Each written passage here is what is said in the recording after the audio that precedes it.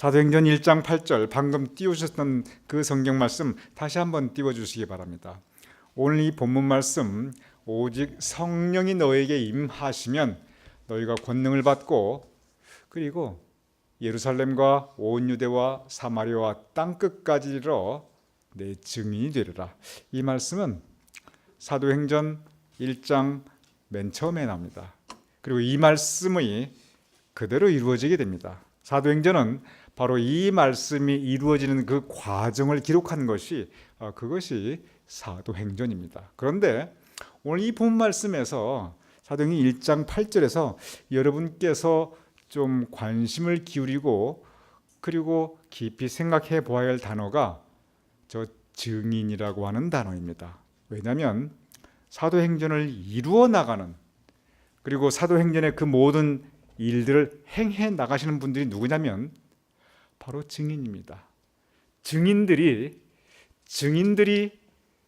성령을 받고 증인들이 권능을 받고 그리고 증인들이 예루살렘과 유대와 사마리아 땅끝까지 이르러 복음을 전파합니다. 그 모든 과정, 바로 그 역사를 사도행전이 기록하고 있습니다. 그래서 오늘부터 이제 사도행전에 대해서 여러분과 함께 말씀을 나누고자 합니다. 우리가 지난 수요일 로마서에 대해서 함께 말씀을 나누었습니다. 로마서는 그 핵심이 뭐냐면 참 우리 여러분 로마서 같이 공부해 주셔서 감사합니다. 왜냐하면 로마서가 참 지루하고 재미없는 책이에요. 어쩌면 성경에서 제일 재미없는 책 중에 하나가 이 로마서예요. 왜냐하면 한 얘기 또 하고 한 얘기 또 하고 한 얘기 또 하고요. 그리고 거기는 스토리가 전혀 없어요. 그냥 뭐 설명입니다. 그런데 그 설명이 굉장히 추상적인 설명들이에요. 믿음이 무엇인가, 죄가 무엇인가, 은혜가 무엇인가, 대속이 무엇인가, 영생이 무엇인가, 즉 믿음의 핵심에 대해서, 구원의 본질에 대해서, 한마디로 말하면 복음이 무엇인가에 대해서 설명하고 가르치고 있는 것이 그것이 로마서예요. 참 지루하고 따분하고 재미가 없습니다. 그런데 너무 중요해요. 그런데 그것을 여러분께서 거의 반년에 걸쳐서 같이 공부하셨어요. 그런데 사도행전은 뭐냐면 로마서가 복음이 무엇인가를 설명하고 가르치는 책이었다면 사도행전은 바로 그 복음이 전파되는 과정입니다. 증인들이 복음을 전파하고 증인들이 교회를 세우고 그리고 증인들이 교회를 통해서 그 구원의 사역, 로마서에서 가르치고 설명하였던 그 구원의 사역을 실제 행동으로 옮기는 그 기록이 바로 사도행전입니다. 그래서 이 로마서하고 사도행전은 같이 맞닿아 있습니다. 그래서 이번에 로마서가 끝나고 제가 기도 중에 묵상 중에 사도행전을 여러분과 같이 나누어야겠다. 우리가 복음이 무엇인가를 배웠으니까 이제 그 복음이 어떻게 전파되었는가 그 과정을 우리가 함께 나누어야겠다. 그 생각을 제가 해보게 되었습니다. 그래서 오늘부터 우리가 사도행전을 함께 나눌 텐데 얼마나 이 시간이 걸릴지 저도 모르겠어요. 사도행전은 로마서만큼 그렇게 지루하지는 않아요. 한 얘기 또 하고 한 얘기 또 하고 그렇지는 않아요. 그렇지만 이 사도행전에 어떤 부분은 깊이 묵상할 부분이 있고 어떤 부분은 공부해야 될 부분이 있고 어떤 부분은 이 스토리가 있기 때문에 우리가 함께 그 모든 것들을 이 복음이 전파되는 과정, 증인들이 복음을 전파하는 그 과정이라는 초점을 맞춰서 함께 말씀 묵상하면 우리 신앙에 큰 유익이 되리라 믿습니다. 먼저 예수님께서 명령하십니다. 사도행전은 누가가 기록했습니다. 누가가 기록한 복음서가 누가복음입니다. 그래서 사도행전도 누가가 기록하였고 누가복음도 누가가 기록하였는데 사도행전 1장 8절에 내 증인이 되리라 이 말씀이 나오거든요. 그런데 누가복음의 맨 마지막에도 비슷한 말씀이 나옵니다. 보겠습니다. 24장 48절입니다. 예수님께서 하신 말씀입니다. 한번 읽어주시기 바랍니다. 너희는 이 모든 일의 증인이라. 이 모든 일, 예수님께서 보여주신 그 모든 일, 예수님께서 가르치신 그 모든 일, 즉 복음에 대한 모든 일이에요. 예수님에 대한 모든 일입니다. 이 모든 일의 증인이 되리라. 그래서 사도행전은 증인으로부터 시작해서 그리고 증인으로 끝납니다. 그럼 여러분 한번 생각해 보시기 바랍니다. 이 증인이라는 단어, 원래 이 증인이라는 단어는 이건 법률적인 단어예요. 엄격히 말하면. 여러분 한번 그냥 우리가 알고 있는 그 법률 상식으로 한번 이 재판정을 한번 보아주시기 바랍니다. 그러면은 이번에 뭐 박근혜 대통령 재판도 있었지요. 뭐 이명박 대통령에 대한 재판도 뭐 좀 있으면 뭐 시작할 것 같지요. 뭐 이런저런 뭐 이재용 그 회장에 대한 재판도 있었죠. 우리가 본의 아니가 이런저런 재판을 많이 보았어요. 본의 아니게 여러분이나 저나 한국에 쭉 이런 재판들 많이 보았습니다. 그러면 어떤 재판정이나 이것이 적어도 법치국가의 재판정은 이 구조가 똑같아요. 약간의 차이 있지만 검사가 있고 변호사가 있고 그리고 판사가 있습니다. 그리고 원고가 있고 피고가 있어요. 그런데 검사도 아니고 판사도 아니고 변호사도 아니고 그리고 원고도 아니고 피고도 아닌데 이 재판에서 굉장히 중요한 역할을 하는 사람이 있습니다. 증인이에요. 증인에 따라 재판 결과가 왔다 갔다 합니다. 이 보세요. 이번에 뭐 이명박 대통령 구속당에 들어가는 거, 박근혜 대통령 그냥 갑자기 파문당하는 거, 이 증인들의 역할이 얼마나 큰가 보세요. 그런데 이 증인의 역할을 한번 가만히 생각해 보세요. 여러분 증인이 어떤 일에 대해서 내가 보니까 이것은 이렇고 저렇고 판단하고 분석하고 그 증인이 그 역할 전혀 없어요. 증인은 뭘 판단할 필요가 없어요. 뭘 분석할 필요도 없어요. 증인이 원고 편을 들거나 피고 편을 들거나 그래서는 안 돼요. 증인은 검사가 좋으라고 판사가 좋으라고 변호사가 좋으라고 그렇잖아요. 증인은 누구나 할 수 있어요. 법에 대해서 모르는 사람도 할 수 있습니다. 그냥 온전한 그냥 이 이성 능력을 가진 사람이면 정상적인 사람이라면 누구나 할 수 있는 게 증인이에요. 왜 그러냐면 증인이 무슨 일을 하냐면 본 대로 들은 대로 체험한 대로만 얘기하면 돼요. 사실대로. 그래서 모든 증인은 법치국가 재판정에서 반드시 선서를 합니다. 무슨 선서냐면 사실만을 얘기했다. 근데 그 사실이 뭐냐면 내가 본 걸 본 대로 얘기하고 내가 들은 걸 들은 대로 얘기하고 내가 체험한 걸 체험한 그대로 얘기해 줍니다. 그게 증인의 역할이에요. 다른 거 아무것도 없어요. 증인한테 당신 생각에 이 사람이 유죄라고 생각합니까? 무죄라고 생각합니까? 어떤 법정에서도 그거 안 물어봐요. 증인한테요. 당신 교육 배경이 뭐고 당신 가족관계가 그거 인적상 할 때는 물어볼지 몰라도 그런 거는 아무것도 중요하지 않아요. 뭐가 중요하냐면 그 증인이 무엇을 보았는가, 무엇을 들었는가, 무엇을 체험했는가 그걸 그대로 말해주면 됩니다. 그러면 반대로 생각해 보죠. 그래서 증인은 정상적인 사람이라면 누구나 할 수 있는데 그런데 내가 그 사건에 대해서 본 게 없어요. 내가 들은 것도 없어요. 체험한 것도 없어요. 그럼 증인이 될 수 있나요? 없나요? 그 법정에서는 그 사람이 필요치 않아요. 왜냐하면 본 게 없으니까. 들은 게 없으니까. 체험한 것도 없으니까. 너의 증인이 되리라. 이 증인은 뭐냐면 복음 전파의 증인입니다. 복음에 대해서 본 게 있어야죠. 복음에 대해서 들은 게 있어야죠.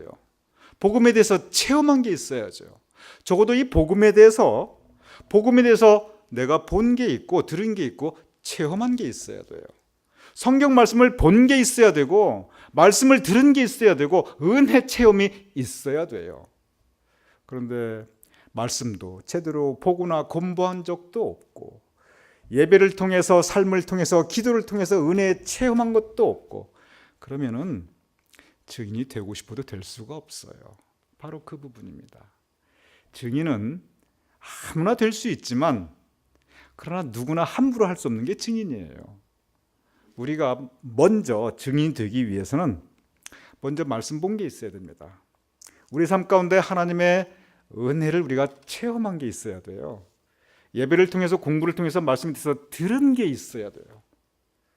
이 복음이 왜곡되고 이단이 생기는 것들이 왜 그러냐면 제대로 본 게 없고 제대로 들은 게 없고 제대로 체험한 게 없어요. 엉뚱한 것만 보고 엉뚱한 것만 듣고 이상한 거 체험하고, 여러분 그거는 없는 것만도 못해요. 왜냐하면 거짓 증언을 하게 되면 큰일 납니다.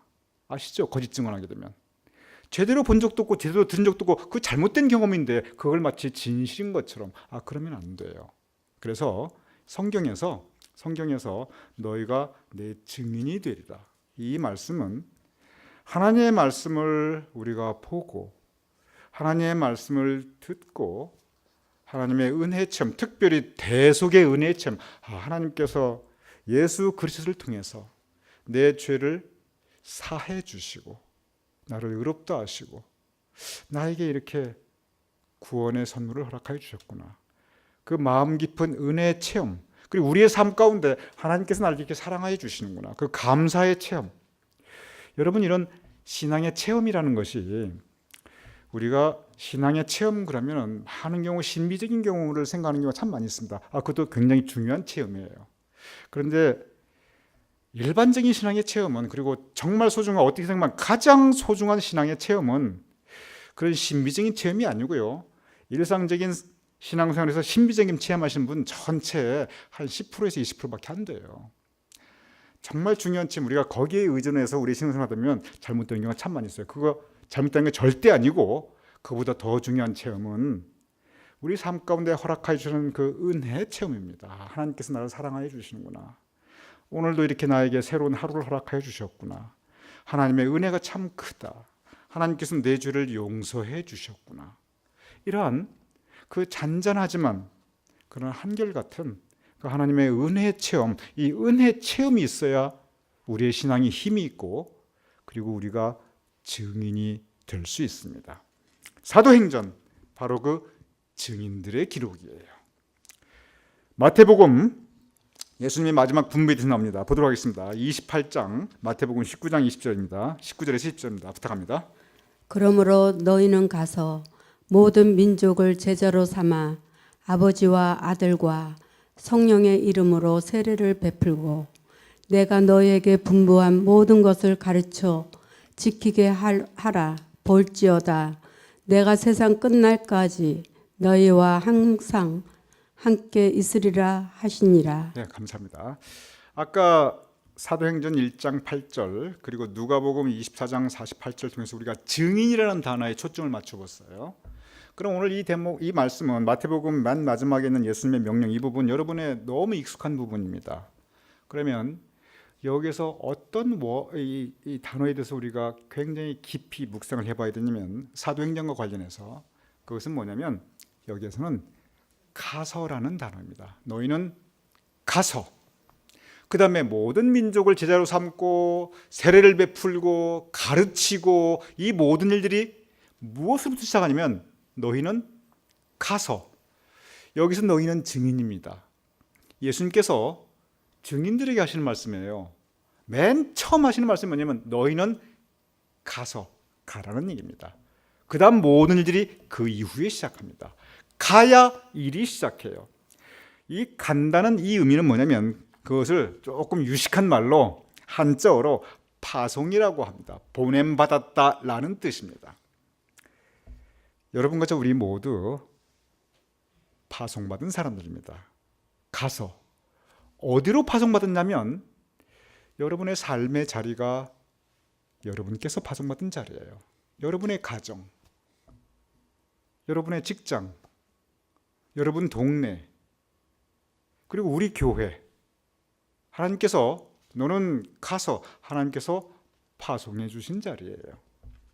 그래서 증인이 된다고 하는 것, 예수 그리스도의 제자로서 살아간다고 하는 것, 제일 중요한 제1차 너희는 가서, 맨 먼저 우리의 삶의 자리입니다. 우리의 삶의 자리가 우리가 증인으로서 살아가야 될 가장 기본적이고 가장 소중한 곳이에요. 가정과 교회와 그리고 이웃입니다. 이 가서에 또 다른 의미가 있습니다. 맨 먼저 이 가서라는 의미는 이 파송의 의미예요. 우리의 삶의 자리예요. 그런데 이 가서는 또 다른 뜻이 있어요. 여기에 이 가서라는 뜻은 뭐냐면 내 삶의 영역, 내 삶의 자리예요. 내 삶의 자리는 내가 거하고 있는 곳이에요. 안전해요. 아주 시큐어해요. 세이프해요. 그리고 편해요. 퍼밀리어해요. 그런데 여기서 이 가서라는 의미는 또 다른 의미가 뭐냐면 영어로 cross over라는 뜻이 있습니다. 즉 넘어간다는 뜻입니다. 내 삶의 자리에서 내가 모르는 다른 삶의 영역으로 내가 넘어간다는 뜻이에요. 내 삶의 영역을 넘어서서 내가 잘 모르는 다른 삶의 자리로 넘어가서 거기에서 증인의 역할을 하는 것, 이것을 가리켜 선교라고 합니다. 그래서 선교의 그 어원으로 들어가면 그 뜻이 무엇이 들어가냐면 cross over, 넘어간다는 뜻이 있어요. 이 선교는 그것을 한자어로 이렇게 번역한 건데 참 잘 번역했어요. 이 교자는 가르칠 교자이고 이 선자가 우리가 많은 분들이 착할 선자라고 생각해요. 넘어가서 다른 곳에 가서 착하게 사는 것을 가르치는 것. 그런데 이 선자는 베풀 선자예요. 넘어가서 증인으로서 먼저 내가 베풀고 그리고 가르치는 것. 그래서 지금도 선교에 있어서는 가르치는 것보다 먼저 나누고 베풀고 그 부분이 먼저가 됩니다. 이게 굉장히 성서적인 거예요. 그래서 이 선교는 뭐냐면 내 삶의 자리에서 다른 삶의 자리로 넘어가서 베풀며 하나님의 복음을 전하는 것. 그래서 이 사도행전은 이 선교의 역사입니다.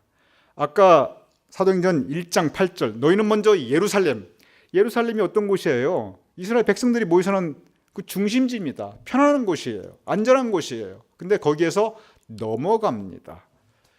유대와 사마리아가 어떤 곳이면 적대적인 곳이에요. 그리고 땅 끝까지 내가 전혀 모르는 곳이에요. 이 영역이 자꾸 넘어갑니다. 너희는 예루살렘과 온 유대와 사마리아와 땅 끝까지 계속 이 삶의 영역이 넘어가고 또 넘어갑니다. 왜냐하면 너희는 가서, 바로 이 말씀 때문에 그래요. 그래서 이 사도행전은 이 가서의 기록입니다. 넘어가고 또 넘어갑니다. 무엇을 가지고? 복음을 가지고. 누가? 증인이. 그래서 이 사도행전은 아까 그 증인이라고 하는 단어와 그리고 이 가서라는 단어가 결합하는 역사입니다. 증인이 가서 복음을 전하는 것. 증인은 복음의 증인이에요. 이 증인이 뭐 살인 사건의 증인 뭐 그런 게 아니에요. 뭐 대기업 무슨 증인 그게 아니고 복음의 증인입니다. 예수 그리스도의 말씀을 보고 듣고 그 은혜를 체험한 사람들이 보고 듣고 체험한 것을 가서 내 삶의 자리에서 그리고 다른 삶의 영역으로 가서 내가 본 것을 증거하는 것. 그것이 사도행전입니다. 여기 하나의 툴이 있습니다. 증인이 복음 전파를 하는 가장 중요한 그 도구가 무엇이냐면 그것이 교회입니다. 교회를 통해서 증인이 모이고 교회를 통해서 복음이 전파됩니다. 그래서 사도행전은 계속 교회가 세워지는 그 역사를 또한 기록하고 있습니다. 왜냐하면 증인들이 가서 증거하는 그 그 도구가 그것이 바로 교회입니다. 그리고 그것은 사도행전의 교회나 지금 우리 가나안 교회나 지구상의 모든 교회나 다 똑같아요. 교회의 목적은 그래서 증인들이 복음을 전파하며 구원의 사명을 감당하는 것입니다.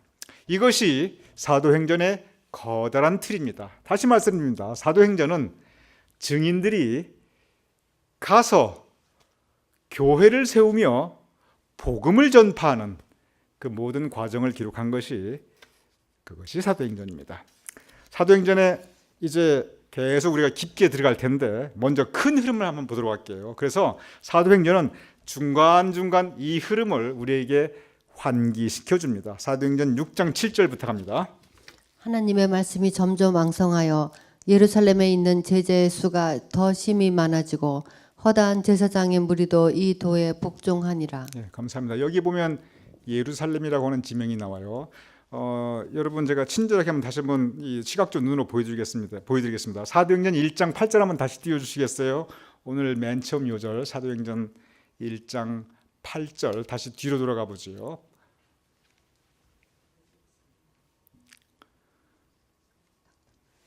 사도행전 1장 8절 뒤로 돌아가셔가지고 여기 보면은 순서가 나와요. 예루살렘과 유대와 사마리아와 그리고 땅끝까지입니다. 여러분 이걸 좀 기억을 해주세요. 예루살렘과 유대와 사마리아와 그리고 땅끝까지 이르러 증인이 됩니다. 가서 증인이 됩니다. 교회를 통해서. 그러면 다시 사도행전 6장 7절 방금 읽었던 거 좀 띄워주세요. 사도행전 6장 7절 이 순서가 사도행전에 그대로 기록됩니다. 우리는 그냥 모르고 지나갈 수 있는데 굉장히 자상하게 그 과정을 설명해 줘요. 먼저 하나님의 말씀이 복음이 예루살렘에서 전파됩니다. 그래서 제자의 수가 많아지고 심지어 복음을 반대하였던 제사장의 무리까지도 이 도, 십자가의 도입니다. 사도행전에서 보통 이 도 그러면 그냥 다 십자가의 도 그렇게 생각하시면 돼요. 사도 바울이 계속 강조했죠. 십자가의 도가 바로 그 십자가의 도입니다. 십자가의 도가 무엇입니까? 바로 구원입니다. 복음이에요. 복음, 십자가의 도 다 똑같은 말입니다. 그래서 이 복음이 증인들을 통해서 예루살렘에 전파됩니다. 자, 그 다음에 9장 31절부터 갑니다. 그리하여 온 유대와 갈릴리와 사마리아 교회가 편안하여 든든히 서가고 주를 경외함과 성령의 위로로 진행하여 수가 더 많아지니라. 네, 감사합니다. 예루살렘의 영역을 넘어서서 크로스 오버, 즉 선교가 이제 이루어집니다. 그 선교가 유대와 갈릴리와 사마리아까지 복음이 전파됩니다. 이제 선교가 이루어져요. 교회, 제가 말씀드렸죠? 복음 전파의 가장 중요한 도구는 그것은 교회입니다. 예배도 그렇고 선교도 그렇고 하나님의 사역은 혼자 하는 게 아니에요. 왜냐? 그게 하나님께서 그렇게 가르쳐 주셨어요. 성경에 이렇게 나와 있어요.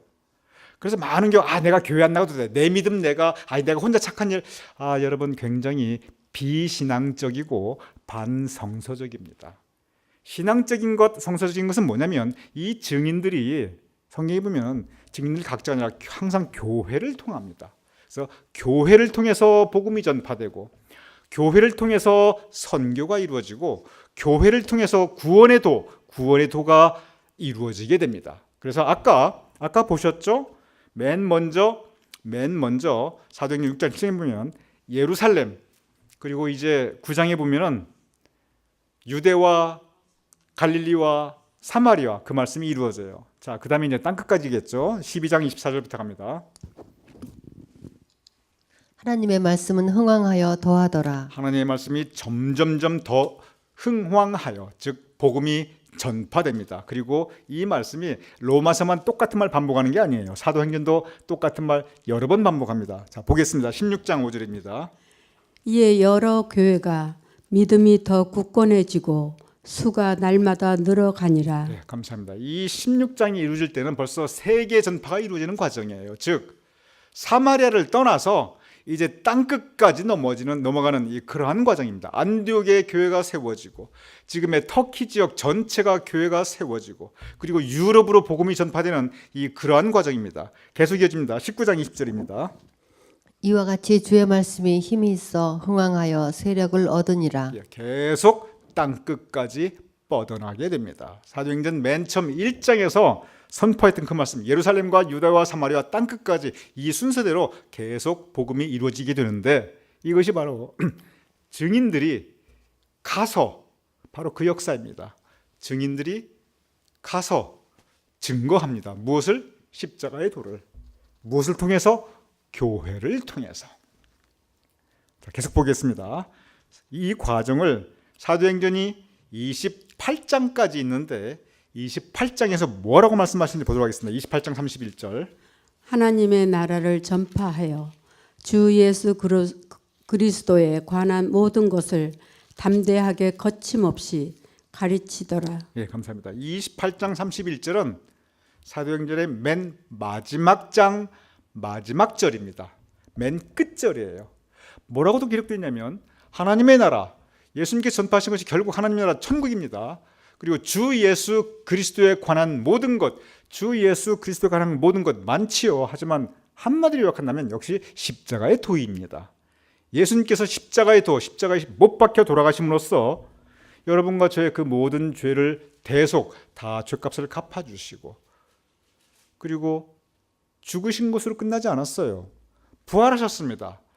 부활하심을 통해서 여러분과 저에게 영생을 약속하여 주셨어요. 이 십자가의 도를 통해서 우리는 대속과 그리고 영생을 받게 됩니다. 그것이 구원입니다. 그것이 주 예수 그리스도에 관한 모든 것입니다. 그런데 이것을 그 다음 단어가 참 중요해요. 담대하게 거침없이 가르치더라. 사도행전을 보면은 실제로 담대하게 그리고 거침없이 가르칩니다. 그런데 저기 보면은 와, 예수님의 증인들 멋있네. 담대하게 거침없이. 그런데 굳이 왜 저렇게 담대하게 거침없이? 이유가 있습니다. 담대할 수 없는 상황에서 담대하게 전파했고, 거치는 것이 너무 많은 상황에서 거침없이 가르쳤습니다. 그래서 저 사도행전의 맨 마지막 장, 맨 마지막 절, 그리고 맨 마지막 센텐스에 담대하게 거침없이 이 말이 들어갑니다. 담대하기 어려웠어요. 왜냐하면 담대하기보다 두려워하고 근심하고 걱정할 수밖에 없는 상황이었습니다. 잡히면 죽습니다. 그것이 사도행전의 전반적인 상황이에요. 담대하기 어려워요. 그런데 담대했습니다. 왜 그랬냐면 이것이 바로 너희가 권능을 받고, 우리가 성령의 권능을 받는다는 거 우리가 좀 다시 생각할 필요가 있어요. 많은 경우 우리가 이 신앙의 세계를 이 신비적인 것으로 자꾸 연결시키다 보니까 성령의 능력을 받았다, 성령의 권능을 받았다 갔다가 어디 요상한 일을 하는 그런 걸로 생각하는 경우가 참 쉬워요. 여러분, 성령의 권능을 받아서 담대할 수 없는 상황에서 담대하게 복음을 전파합니다. 그 마음에 힘과 용기와 그리고 능력을 가지게 돼요. 그것이 성령의 권능입니다. 우리도 마찬가지예요. 담대할 수 없는 상황, 그 가운데 우리가 살아가는 경우 많습니다.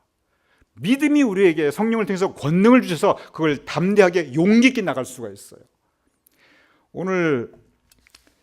제가 오늘 말씀드려도 괜찮다는 그런 허락도 받았어요. 오늘 강수영 권사님 오늘 고관절 재수술 받으셨습니다. 이게 보통 어려운 수술이 아니에요. 만약에 믿음이 없다면 그런 대수술 앞에서 사람 불안해하고 두려워하고 막 용기 잃게 되고 좌절하기 쉬워요. 그런데 그걸 믿음 가지고 하나님께서 지켜주시라 담대하게 나갈 수 있는 거, 그게 성령의 권능이에요. 여러분, 성령의 권능이라는 게 요상한 게 아니고 우리의 일상생활에서 삶의 현장에서 담대할 수 없는 그런 상황에서도 우리가 믿음이 주는 그 권능으로 담대하게 나갈 수 있는 것, 그것이 바로 성령의 능력입니다. 그것이 바로 성령의 권능이에요. 거침없이, 거침돌이 너무나 많았어요. 사도행전에 보면. 근데 그것들을 다 견디어 나갑니다. 인내합니다. 오래 참습니다. 무엇으로? 성령의 권능으로. 우리가 살아가면서 우리 성질대로 살고 싶은 때 너무나 많아요. 세상이 너무 힘들고 독하고 악하니까 그냥 확 그럴 때 있어요. 그런데 사도행전 보면 그걸 다 참습니다. 그걸 다 인내해요. 그리고 핍박받고 박해하는데도 좌절하지 않아요. 여러분, 그것이 성령의 권능입니다. 그것이 성령의 능력이에요. 성령의 권능과 능력은 이렇게 우리의 삶의 과정에서, 복음의 전파 과정에서 이때 힘있게 나타납니다. 다시 말씀드립니다. 요상한 거, 이상한 거, 물론 그런 것도 있어요. 근데 그런 것들이 너무 강조가 되니까 신앙이 자꾸 왜곡된 모습으로 이단으로 빠져드는 경우가 너무나 많아요. 성령의 권능을 받고 증인들이 담대하게 거침없이 복음을 전파합니다. 그 상황에서 보통 사람 같으면 주저앉아도 10번을 주저앉고, 보통 사람 같으면 포기해도 10번을 포기하고, 더 큰 거. 보통 사람 같으면요, 시험을 당하도 10번은 시험 당하고 넘어졌어요. 영적으로 넘어지고 이제 안 해. 믿음이고 뭐고. 그런 때가 한두 번이 아니었어요. 계속 나옵니다. 그런데 그것을 다 이겨나갑니다. 참습니다. 무엇으로? 성령의 권능으로. 그래서 여러분 모두 다 성령의 능력과 권능 받으신 분이에요. 그러니까 세상을 이겨나가는 거예요. 성령의 권능을 이미 하나님께서 주셨는데 내가 이미 성령의 권능과 능력을 가지고 이렇게 세상을 이기며 살아나가고 있는데 내가 그거 모를 때가 너무나 많이 있어요. 여러분이 생각하시는 것 이상으로 이미 여러분에게 성령의 권능과 능력을 허락하여 주셨습니다. 그래서 그 성령의 힘으로 우리가 다시 한번 띄워주시겠어요? 네, 저 부분. 아니요. 그 아까 19장 28장 31절. 성령의 권능을 받아서 여러분 담대하게 거침없이 세상을 이기시며 살아갈 수 있기를 주님의 이름으로 축원합니다. 바로 이 말씀 다시 한번 기억해 주세요. 사도행전 맨 마지막입니다. 이제 저 과정을 우리가 계속 공부해 나갈 거예요. 하나님의 나라를 전파하며 주 예수 그리스도에 관한 모든 것을, 즉 복음을 담대하게 거침없이, 이거 성령의 능력 없이는 불가능한 일이에요. 왜냐? 너무 힘들고 악하고 그리고 시험 빠지기 딱 좋은, 넘어지기 딱 좋은 그런 상황을 계속 겪기 때문에 그렇습니다. 그런데 이 과정, 그리고 오늘 본문 사도행전 1장 8절 다시 한번 띄워주시기 바랍니다. 우리 다 같이 읽어보겠습니다. 시작. 오직 성령이 너에게 임하시면 너희가 권능을 받고 예루살렘과 온 유대와 사마리아와 땅끝까지 이르러 내 증인이라 하시니라. 여러분 이 말씀 보십시오. 사도행전 1장 8절의 이 말씀과 저 사도행전 28장 31절 말씀이 딱 맞아떨어집니다. 예수님께서 너희는 가서 내 증인이 되라. 가서 내 증인이 되는데 권능을 받아서, 그리고 예루살렘과 유대와 사마리아 땅끝까지 내 증인이 되라 명령하셨는데, 증인들이 저 명령 따라 실제 권능을 받고 담대하고 거침없이 세상을 이기며 복음을 전파합니다. 그것이 사도행전입니다. 사도행전을 그래서 쭉 읽어보면 참 멋있어요. 하나님의 권능이라는 게 바로 이런 거구나. 성령의 능력이라는 게 바로 이런 거구나. 성령 체험이라는 것이 바로 이런 것이구나. 성령 충만, 그래 이게 바로 성령 충만이지. 이렇게 우리가 새로운 믿음의 그 지경을 체험할 수 있습니다. 바로 이런 사도행전 여러분과 함께 앞으로 잘 공부해 나가길 바라겠습니다. 한 가지 참고적으로 말씀드립니다. 참 우연의 일치로 이 토요 예배는 창세기가 끝나서 출애굽기가 시작했고, 수요 예배는 로마서가 끝나서 사도행전이 시작했어요. 근데 여기에 공통점이 있어요. 우리가 토요일 날 공부하는 이 출애굽기는 본질적으로 출애굽기가 무슨 내용이냐면 하나님께서 이스라엘 백성을 택해 주셔서 이 신앙 공동체를 이루어 주는 것. 그게 출애굽기의 본질입니다. 사도행전도 마찬가지예요. 하나님께서 증인들을 택하셔서 신앙 공동체를 이루어 주시는데 그것을 무엇으로 이루냐면 교회를 통해서 이루어 주십니다. 그래서 출애굽기나 사도행전이나 본질적으로 똑같은 것이 뭐냐면 하나님의 택한 백성이 신앙 공동체로 다시 거듭나는 그 과정이, 그게 출애굽기, 그게 사도행전이에요. 우연의 일치로 우리가 똑같이 시작합니다. 그래서 수예비를 통해서는 바로 교회를 통해서 하나님께서 하나님의 뜻을 이루시는 부분을 우리가 함께 공부하고, 토요 예배를 통해서는 하나님께서 이스라엘 민족을 통해서 신앙 공동체를 세워서 하나님의 뜻을 이루시는 그 과정을 함께 공부하면 좋겠습니다. 우리 같이 기도하겠습니다.